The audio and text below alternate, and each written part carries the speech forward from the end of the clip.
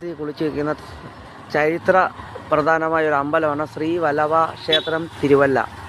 വല്ലഭ ക്ഷേത്രത്തിൻ്റെ ഒരു ദൃശ്യമാണ് കാണിക്കുന്നത്. ഇത് പുറം സൈഡിലുള്ള ദൃശ്യം, അകത്ത് പ്രവേശനമില്ലാത്തതുകൊണ്ട് പുറത്തെ ദൃശ്യമാണ്. വളരെ പഴക്കം ചേർന്ന ഒരു ക്ഷേത്രമാണ് തിരുവല്ലയിലെ ശ്രീ വല്ലഭ ക്ഷേത്രം. ഒരു ദൃശ്യമാണ്. ഇത് അമ്പലത്തിൻ്റെ കെടാവിളക്കാണ്. ഇത് നാലമ്പലത്തിൻ്റെ ദൃശ്യമാണ്, രാത്രി ദൃശ്യം.